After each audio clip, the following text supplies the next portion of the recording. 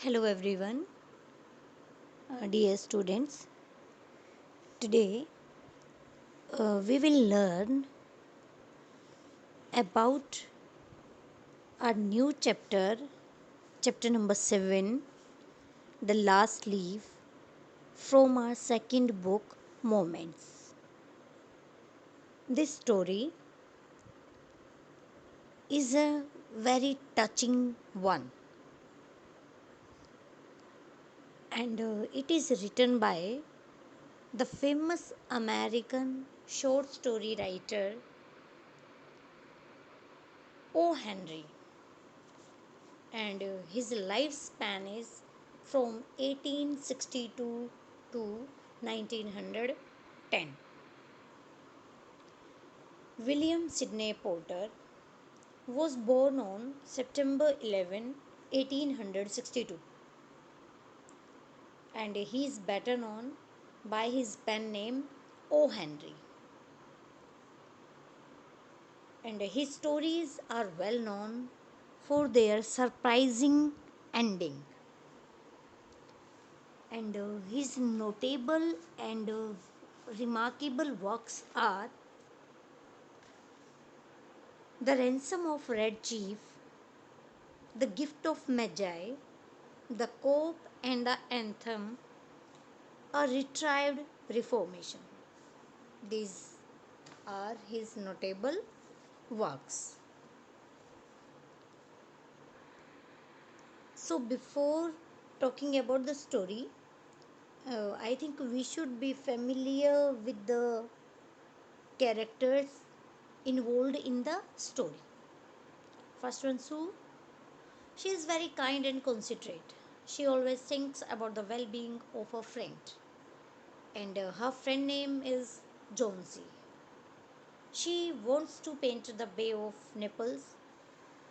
She falls ill with pneumonia and believes that when the last leaf of the vine falls, she will die. She has this fancy at that time. And the third character is Behaman, and he was also a painter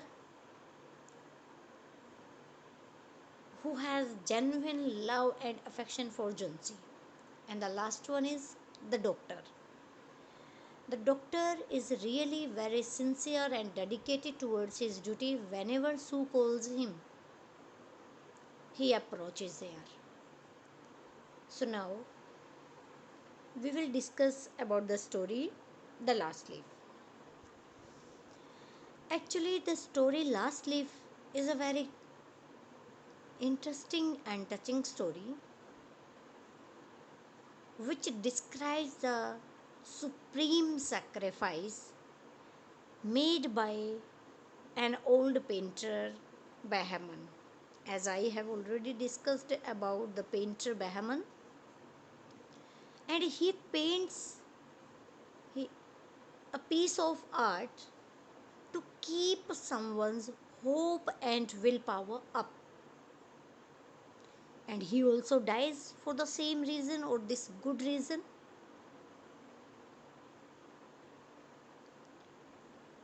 So now we will start the brief summary of the story.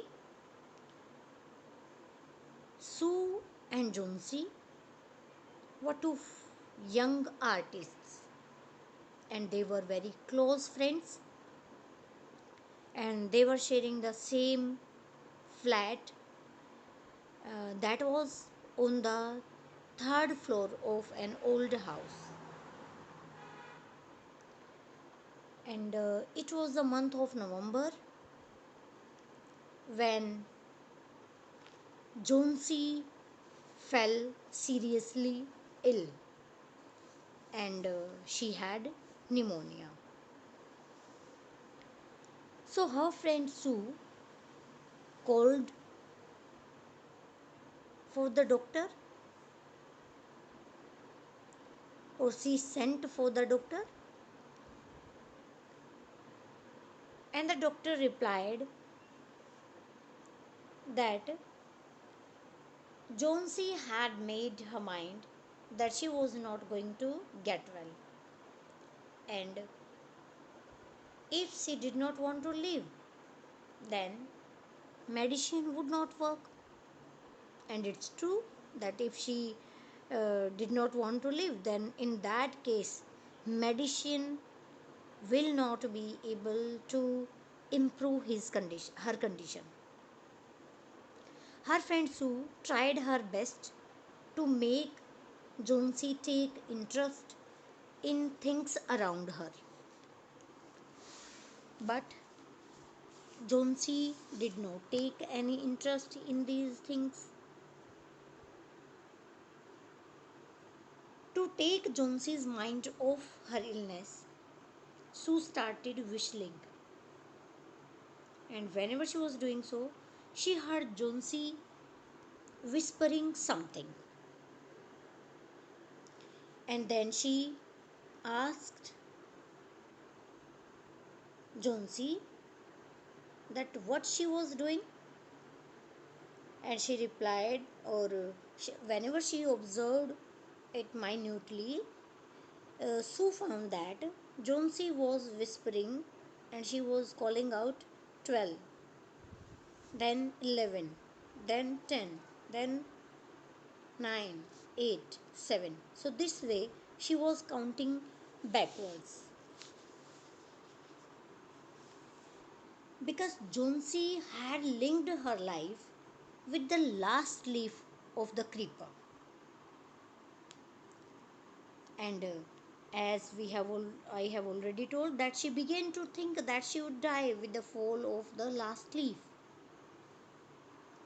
And her condition was deteriorating every day.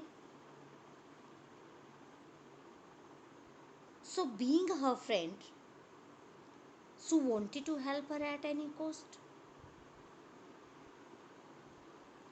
She tried her best,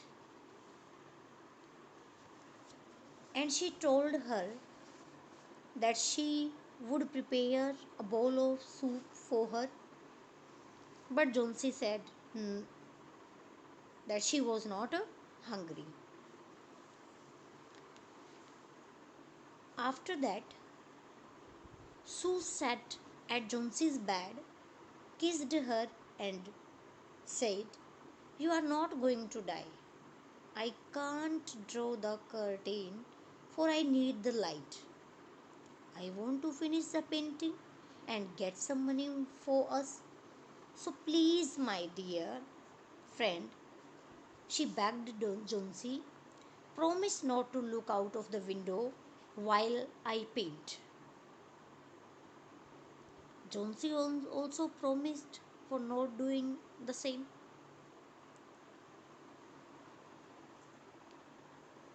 And then Sue started painting. And after that, what happened? Whenever she observed that her friend was seriously ill and something was wrong with her, so she rushed down. Behrman was living on the ground floor in the same flat or in the same building, and he was a 60-year-old painter, and he wanted to paint a masterpiece in his life. Then Shu poured each and everything to Behrman. And then Behrman told that really it was so stupid on the part of Jonesy. How could she be so foolish?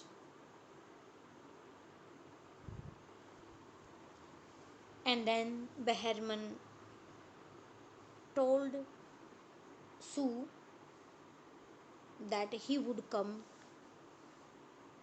to their flat. And they both tiptoed into the room, and Jonesy was sleeping there. Sue drew the curtain together and they went to the next room.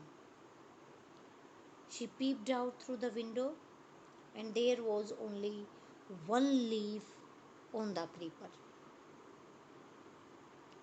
The wind was very chilled and it was blowing very fast. And Behemoth did not speak a single word, and he went downstairs. Then Jonesy woke up next morning. She asked Sue to draw the curtains, and then Sue exclaimed, "Oh my God, still there is last leaf on the ivy creeper." But Jonesy said, "Yesterday night I heard the wind blowing so fiercely." Then Sue energetically replied, "My dear friend, you have to leave because still there is one leaf on the ivy creeper." And the vision of that last leaf, or we can say, as Jonesy found that leaf clinging or hanging on the ivy creeper, she smiled weakly and she felt happy. So, this way, she revived her willpower to live.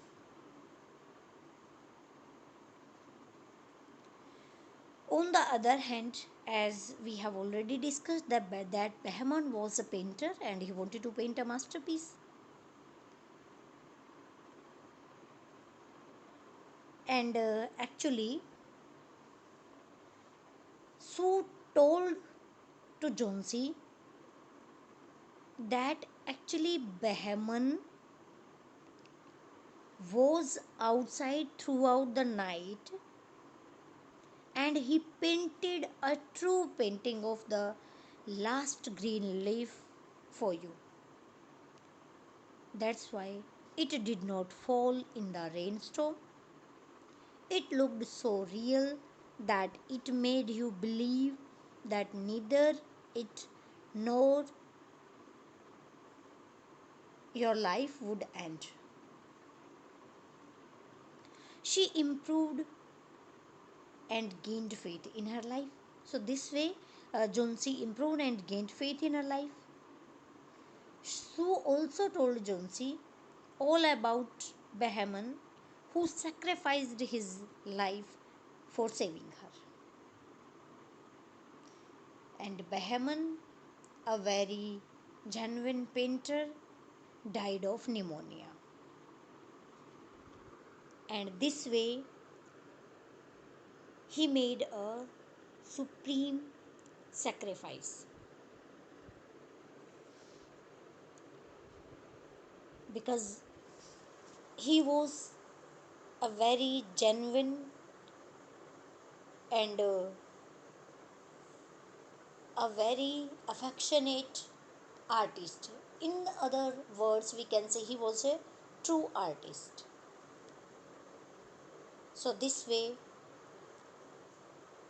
Behemoth was able to fulfill his dream to paint a masterpiece, and the same masterpiece saved the life of another artist named Jonesy. So, in the picture, you can see that Behemoth was painting the leaf in the rain during the night. And